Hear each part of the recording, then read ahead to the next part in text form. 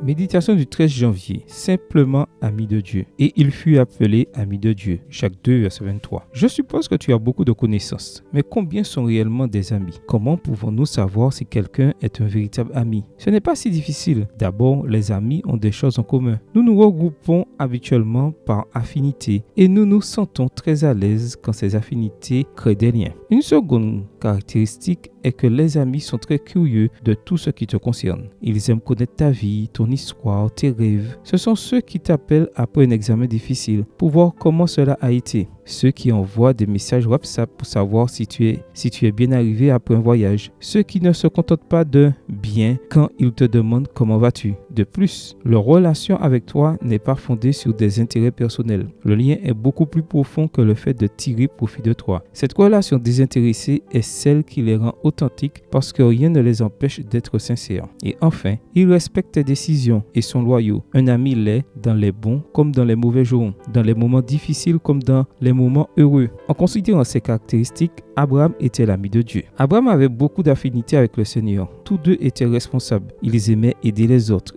dirigeaient leurs proches avec affection et dans le souci de leur bon développement. Tous deux étaient pleins d'espoir. Le monde pouvait et devait s'améliorer. Abraham voulait tout connaître de Dieu. C'est pourquoi il plaçait des lieux de prière partout où il passait. Il pouvait ainsi s'asseoir pour parler avec son ami. Le Seigneur lui rendait visite de temps en temps et ils avaient des débats très intéressants, parfois animés, surtout sur une affaire à Sodome et Gomorrhe. De nombreuses nuits, tandis qu'Abraham se dirigeait vers la terre promise, le Seigneur lui envoyait des messages WhatsApp pour savoir comment il allait. Il a reçu un grand nombre de messages à Haran et en Égypte parce que parfois Abraham s'égarait. Dieu est la générosité pure et le patriarche le comprit et commençait une relation à cœur ouvert, totalement désintéressé. Il y eut un moment difficile avec l'affaire d'Isaac et le sacrifice, mais l'amitié l'emporta sur le problème personnel. Dieu lui parlait sans tabou, même lorsqu'il se trompa concernant Agar. Finalement, ils en rirent un moment, puis vint au monde Isaac. Tous deux se respectèrent mutuellement et jouirent d'une amitié qui durera pour l'éternité. Considérant ces caractéristiques et considérant comment est Dieu, je crois que vous pouvez être de très bons amis. Amen. Bonne journée à toi et que le Seigneur te bénisse.